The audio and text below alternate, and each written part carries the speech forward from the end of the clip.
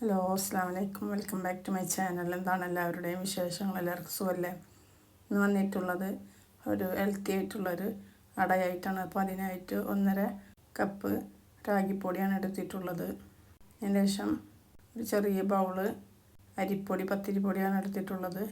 അതേ അളവിൽ തന്നെ ഗോതമ്പ് പൊടിയും എടുത്തിട്ടുണ്ട്. പാകത്തിന് ഉപ്പിട്ട് കൊടുത്തിട്ട് നന്നായിട്ടൊന്ന് മിക്സ് ചെയ്ത് കൊടുക്കുന്നുണ്ട്. അതിന് ശേഷം അതിലേക്ക് വെള്ളമാണ് ഒഴിച്ച് കൊടുക്കുന്നത്, പച്ചവെള്ളമാണ്.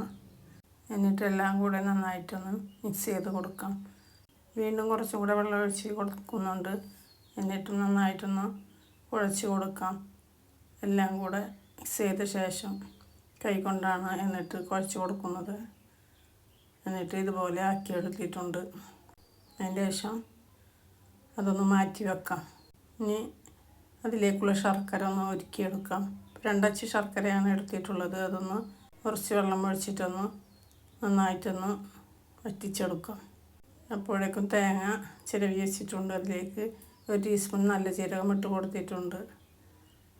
അപ്പോൾ ശർക്കര ഒക്കെ നന്നായി ഉരുകി കിട്ടിയിട്ടുണ്ട്. ഒന്നും കൂടെ തിളപ്പിച്ച് വറ്റിച്ചെടുക്കാം. ഇനി ശർക്കര ഉരുക്കിയത് അതിലേക്ക് തേങ്ങയിലേക്ക് ഒഴിച്ച് കൊടുക്കാം. എന്നിട്ട് അരിച്ചിട്ടാണ് ഒഴിച്ച് കൊടുക്കുന്നത്. എന്നിട്ട് എല്ലാം കൂടെ നന്നായിട്ടൊന്ന് മിക്സ് ചെയ്ത് കൊടുക്കുന്നുണ്ട്, കൈ കൊണ്ടും ടീസ്പൂൺ കൊണ്ടും. ഇനി ഇല വെച്ചിട്ടൊന്ന് അട പരത്തിയെടുക്കാനായിട്ടാണ് ഒരു 4-5 അട ഉണ്ടാക്കിയെടുക്കുന്നുണ്ട്. ഇല വെച്ചിട്ടൊന്ന് ഒരു പ്ലേറ്റിലാണ് വെച്ച് കൊടുത്തിട്ടുള്ളത്.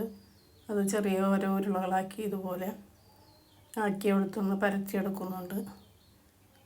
2 സൈഡും നന്നായി പരത്തി അതിൽ കുറച്ച് ബാക്കി വന്നിട്ടുണ്ട് പൊടി. അപ്പോൾ അതൊന്ന് അതിൽ നിന്ന് എടുത്ത് മാറ്റി കൊടുത്തിട്ടുണ്ട്.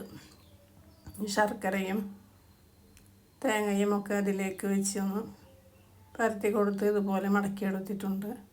അങ്ങനെ 2 എണ്ണം ഉണ്ടാക്കിയെടുക്കുന്നത് എന്ന് കാണിച്ചിട്ടുള്ളത്. ഇനി ഇഡ്ഡലി ചെമ്പിൽ വെള്ളം ഒഴിച്ച് കൊടുത്ത് അതിലേക്ക് തട്ട് വെച്ച് കൊടുക്കുന്നുണ്ട്. ഇനി അതെല്ലാതും അതിലേക്ക് വെച്ച് കൊടുക്കാം. വടമൊക്കെ പരത്തി എടുത്തിട്ടുണ്ട്. ഇനി എല്ലാതും അതിലേക്ക് വെച്ച് കൊടുത്തൊന്ന് മൂടി വെച്ചിട്ട് ഒന്ന് വേവിച്ചെടുക്കാം ആവിയിൽ. ഇതിൽ വോയിസ് കൊടുക്കുമ്പോൾ നന്നായിട്ട് കിളികളുടെ സൗണ്ടൊക്കെ കേൾക്കാണ്ട് കേട്ടോ. ഇപ്പോൾ അതൊക്കെ നന്നായിട്ട് വെന്ത് കിട്ടിയിട്ടുണ്ട്. ഇനി അതൊക്കെ ഒരു പാത്രത്തിലേക്ക് മാറ്റി കൊടുക്കുന്നുണ്ട്. നല്ല നന്നായിട്ട് ഉള്ളും ഇതൊക്കെ നന്നായി വെന്ത് കിട്ടിയിട്ടുണ്ട്. ഒരു പ്ലേറ്റിലേക്ക് ഒരെണ്ണം മാറ്റിയിട്ട് ഇലയിൽ നിന്ന് കട്ട് ചെയ്ത് എടുത്ത് നോക്കാം. നന്നായിട്ട് വെന്ത് കിട്ടിയിട്ടുണ്ട്. നല്ല സോഫ്റ്റൊക്കെ ഉണ്ട്. അപ്പോൾ എല്ലാവരും ഇതുപോലെ ഉണ്ടാക്കി നോക്കുക. വീഡിയോ ഇഷ്ടപ്പെട്ടാൽ ലൈക്ക് ചെയ്യാനും ഷെയർ ചെയ്യാനും സബ്സ്ക്രൈബ് ചെയ്യാനും കമൻറ്റ് ചെയ്യാനും മറക്കരുത്. എൻ്റെ വീഡിയോ ആദ്യമായിട്ട് കാണുന്നവരാണെങ്കിൽ ഒന്ന് സബ്സ്ക്രൈബ് ചെയ്ത് സപ്പോർട്ട് ചെയ്യുക. ഫുള്ളായിട്ട് കാണുക. ഇനി മറ്റൊരു വീഡിയോയുമായിട്ട് വരാം.